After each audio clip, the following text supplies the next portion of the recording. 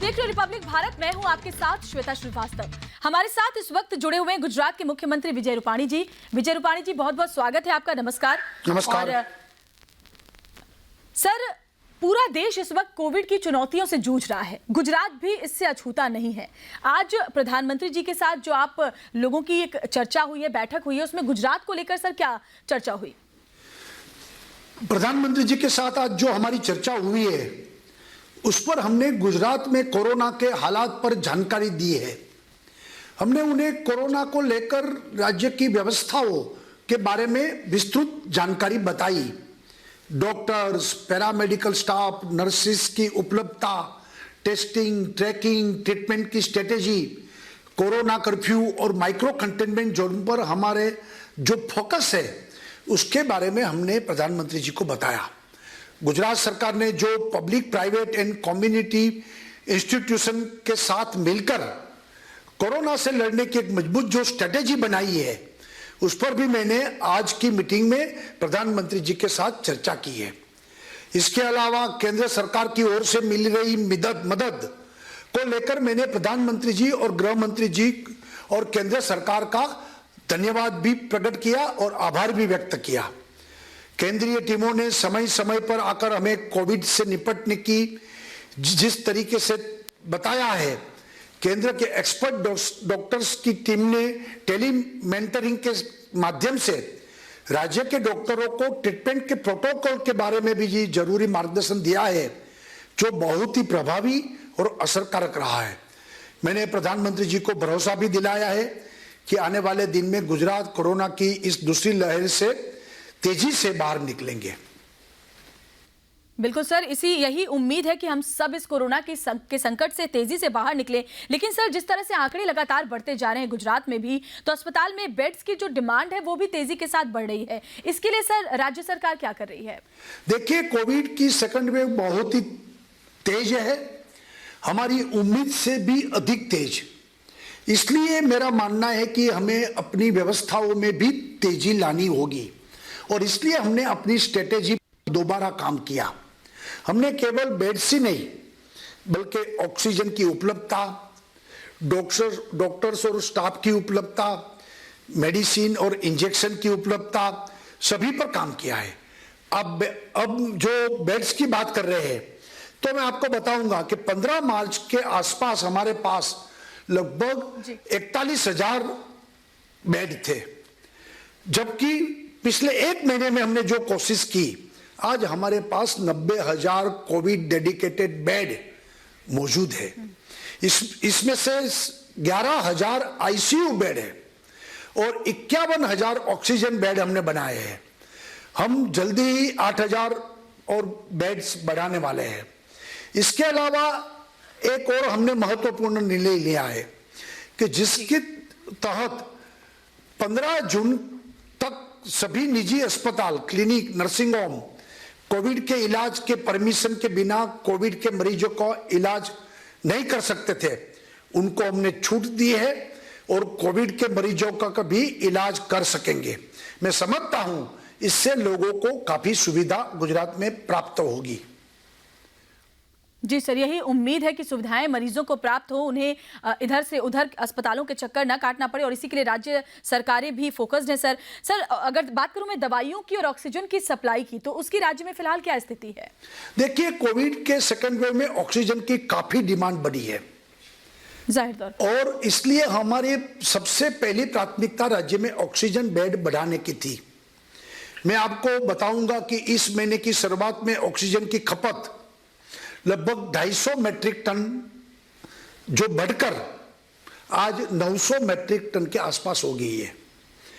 ऐसा इसलिए हुआ क्योंकि दूसरी वेव में ज्यादातर गंभीर मरीज अस्पतालों में भर्ती हो रहे हैं जिन्हें ऑक्सीजन की जरूरत काफी है और इसलिए हमने ऑक्सीजन बेड और ऑक्सीजन की उपलब्धता पर ज्यादा ध्यान दिया और हमने माइक्रो मैनेजमेंट के साथ माध्यम से ऑक्सीजन की उपलब्धिकरण को सुनिश्चित कर रहे हैं।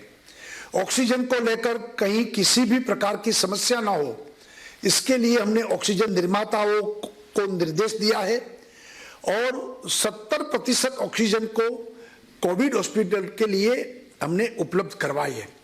और दूसरा, आपने मेडिसिन के लेकर जो सवाल किया है, तो मैं आपको बताऊं कि गुजरात काफी भाग्यशाली है कि हमारे यहाँ बड़ी फार्मा मैन्युफैक्चरिंग कंपनी मौजूद है और उसी वजह से मेडिसिन को लेकर कोई समस्या नहीं है। और अभी तक दवाइयाँ, पीपीई किट और दूसरे मेडिसिन इक्विपमेंट भी हमने उसकी कमी महसूस नहीं करने दी।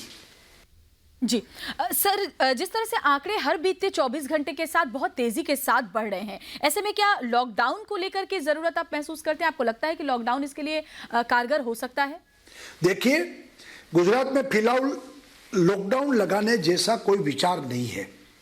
प्रधानमंत्री ने बताया कि वो आखिरी इलाज है, क्योंकि न तो यह कोरोना का समाधान है और न इससे कोई बड़ा बदलाव आने वाला है। लॉकडाउन लगाने से सबसे ज्यादा जिसका नुकसान होता है वह है गरीब मजदूर। गुजरात में लाखों परिवार डेली वेज में काम करने के लिए अपना परिवार के साथ ये गुजारा चलाते हैं और लॉकडाउन लगाने से इन्हें गरीब परिवारों को सबसे ज्यादा नुकसान होगा और इसलिए हम ऐसा कोई कदम न उठाएंगे जिसके कारण गरीब परिवार को नुकसान हो। और संक्रमण को रोकने के लिए भीड़ इकट्ठी न हो, इसलिए हमने काफी कदम उठाए हैं। गुजरात में 20 शहरों में 10 घंटा हमने कोरोना कर्फ्यू लगाया है। सामाजिक, राजकीय, धार्मिक सभी फंक्शन हमने प्रोहिबिटेड किए हैं और हमने टोटल एजुकेशन संस्थाएं, शैक्षणिक कार्य बंद किया है। हमने ऑफिस में भी 50% स्टाफ से ही काम लेना है और इसके लिए भी निर्देश जारी किए हैं। तो इस तरीके से हमने काफी कंट्रोल भी किया है। जी सर। सर, 18 साल से ज्यादा के उम्र के लोगों के लिए 1 मई से वैक्सीनेशन की शुरुआत होने वाली है, रजिस्ट्रेशन की भी शुरुआत अब होने वाली है। तो ऐसे में उसको लेकर के 18+ की जब वैक्सीनेशन होगी तो एक बड़ी संख्या लोगों की पहुंचेगी वैक्सीन के लिए, तो उसको लेकर राज्य सरकार किस स्तर पर तैयारियां कर रही है? गुजरात की आबादी 6.5 करोड़ की है। 3 करोड़ के आसपास 18 से 45 साल के लोग हैं, यानी कि युवा गुजरात युवा है, युवाओं का गुजरात है। और इस तरीके से हमने लगभग 6 करोड़ के आसपास वैक्सीन की डोज की जरूरत पड़ेगी और इसमें से 20% वैक्सीन प्राइवेट संस्थाओं को दिया जाएगा और इस तरह से 4 से 5 करोड़ डोज की व्यवस्था सरकारी चैनल्स के माध्यम से दी जाएगी।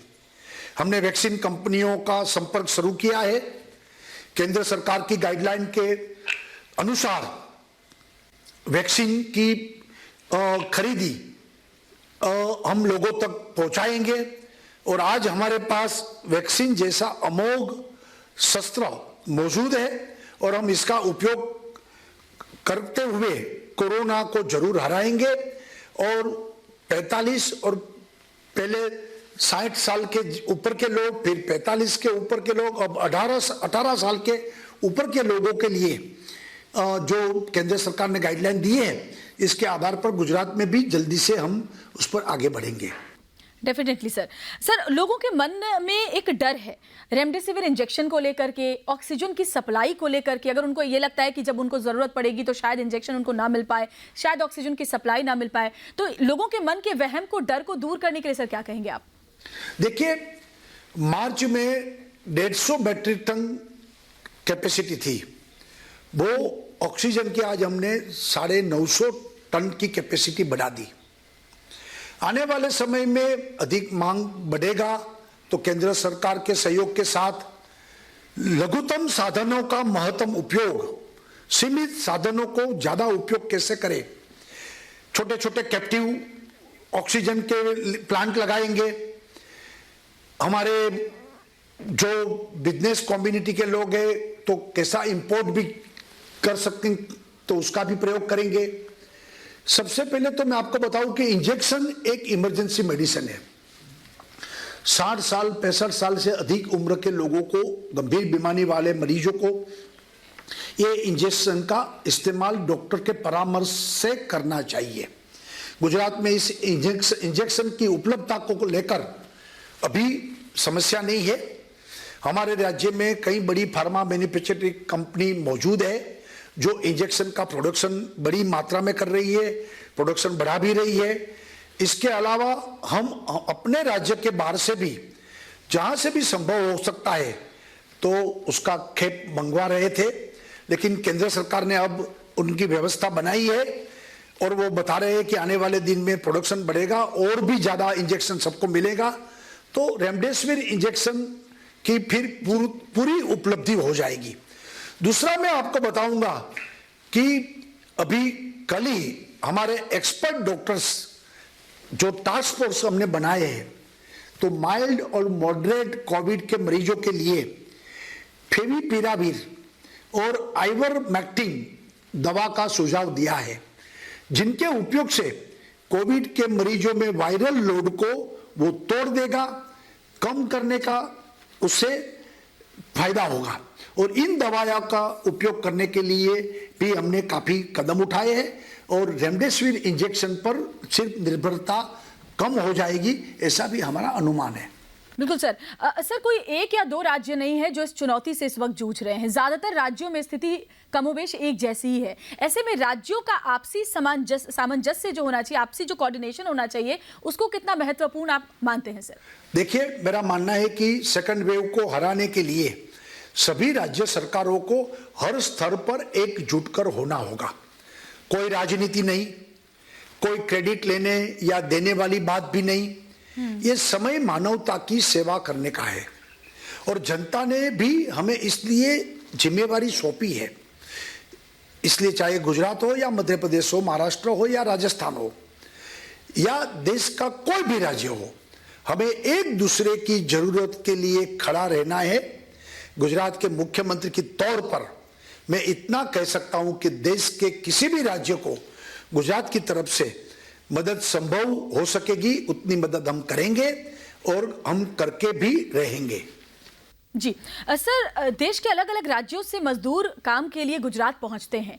जब इस तरह की स्थिति बनती है तो लोगों के मन में, मजदूरों के मन में खास तौर से डर हो जाता है कि लॉकडाउन हो गया तो क्या हुआ, महामारी इस तरीके से अगर और ज्यादा फैली तो क्या होगा। ऐसे में वो पलायन करते हुए दिखाई देते हैं। तो ऐसे मजदूरों के लिए जो श्रमिक वर्ग है जो गुजरात में काम कर रहा है, उनके लिए आप क्या कहेंगे सर? देखिए, एक बात तो मैं बहुत स्पष्टता के साथ कहना चाहता हूं कि हमारे श्रमिक भाई बहनों को किसी भी प्रकार से घबराने की या चिंता करने की जरूरत नहीं है। गुजरात गवर्नमेंट आपके साथ है, आपके हित के लिए हम चिंता कर रहे हैं। जहां तक लॉकडाउन की बात है तो पिछली बार का लॉकडाउन उस समय की जरूरत थी और उस लॉकडाउन में भी एक भय का माहौल था। लोग एक बार अपने अपने गांव जाना चाहते थे। श्रमिक स्पेशल ट्रेनों के माध्यम से हमने उन्हें सम्मान के साथ उनके घर भेजा था। मैं इसलिए भारत सरकार और विशेष रूप से रेल मंत्री पीयूष गोयल जी को धन्यवाद भी करना चाहूंगा। लेकिन आज की हालात अलग है। आज गुजरात में लॉकडाउन लगाने की कोई गुंजाइश नहीं है। श्रमिक भाई बहनों भी वापस आ गए हैं। गुजरात में उद्योग धंधे सभी अच्छी तरह से चल रहे हैं। मैं आपके माध्यम से उन श्रमिक भाइयों बहनों को एक बार फिर से विश्वास दिलाना चाहूंगा कि आप धैर्य के साथ गुजरात में काम करते रहे और किसी भी प्रकार की अफवाहों में ना आए। हम आपकी किसी भी प्रकार की समस्या नहीं होने देंगे, ये मैं विश्वास के साथ कहता हूं। सर, पिछली बार जब ये वेव आई थी तो हमारे लिए एक बिल्कुल नया अनुभव था, लेकिन इस बार क्योंकि पिछले साल से ही हम इस कोरोना महामारी की जो विभीषिका है उसको झेल रहे हैं, तो ऐसे में पिछली वेव से क्या सीख हमने ली है और उसके हिसाब से क्या बदलाव अब इस बार किए गए हैं? देखिए, कोरोना के पहली वेव और दूसरी वेव में काफी अंतर है। न केवल इसके लक्षण में अंतर आए हैं, बल्कि ये ज्यादा तेजी से फैल रहा है। पहली वेव में यह बीमारी हमारे लिए नहीं थी। हमें पता ही नहीं था कि इससे कैसे क्योर करना है, क्या व्यवस्था करनी है और इलाज के लिए क्या प्रोटोकॉल होना चाहिए। लेकिन पिछले एक साल में हमने इन सभी पर काम कर लिया है। सेकंड वेव हमारे लिए इसलिए चुनौती नहीं बन रहा है कि हमारे पास इंफ्रास्ट्रक्चर या मेडिसिन की कोई कमी नहीं है। बल्कि इसकी स्पीड हमारे लिए एक बड़ी चुनौती है। इसलिए इसकी स्पीड को रोकने के लिए 4 बड़े कदम, जिससे हर व्यक्ति को पूरी शक्ति और स्व अनुशासन से पालन करना होगा। पहला, मास्क जरूर पहने। अब मास्क के बिना नहीं चलेगा। अपने हाथों को साबुन या सैनिटाइज से अवर यानी कि ज्यादा दिन में हम उसको धोए। तीसरा, सोशल डिस्टेंसिंग बनाए रखें। हम भीड़ किसी भी तरह से इकट्ठी ना करें और हम भीड़ में ना जाए। अब चौथा, जो वैक्सीन आ गया है तो मेरी अपील है कि आप कोविड बिहेवियर बनाइए, वैक्सीनेशन कीजिए, वैक्सीन टीका अवश्य लगाइए। ये 4 बातें हम करेंगे तो गुजरात को और देश को कोरोना से हम मुक्त बनाएंगे। और सर, गुजरात मॉडल की बात तो वैसे भी हर चीज में होती है, तो उम्मीद यही है कि गुजरात मॉडल की बात, कोविड से जो लड़ाई गुजरात के लोग और राज्य सरकार लड़ाई जिस तरीके से आगे बढ़ा रही है उसका भी जिक्र हो। सर, आखिरी सवाल आपसे, राज्य की जनता अगर जिनके भी मन में थोड़ा डर है, उनके लिए आप क्या संदेश देंगे? देखिए, घबराने की जरूरत नहीं है। सावचेती, सलामती रखने की आवश्यकता है। जैसा कि मैंने आपको बताया कि सेकंड वेव की स्पीड यानी कि संक्रमण है बहुत तेजी से फैल रहा है, इसलिए हमें संक्रमण न फैले और इस पर ज्यादा ध्यान देना है। मैं राज्य के लोगों से और आपके माध्यम से अपने देश के लोगों से भी यह अपील करता हूं कि कोविड बिहेवियर का सभी नियमों का पालन करें, जितना हो सके एक दूसरे की मदद करें, अफवाहों में न आए और न ही उसे फैलाए। समाज में और अपने परिवार में पॉजिटिविटी को बनाए रखें। बिन जरूरी हम घर से बाहर ही ना निकले। योग और व्यायाम जरूर कीजिए। मुझे पूरा विश्वास है कि जिस प्रकार पिछली बार हमने जन भागीदारी से कोरोना को हराया था, इस सेकंड वेव को भी हम आपसी साझेदारी से एक बार हम हराने में सफल होंगे, जरूर सफल होंगे। बहुत बहुत शुक्रिया सर, भारत से बातचीत करने के लिए। धन्यवाद।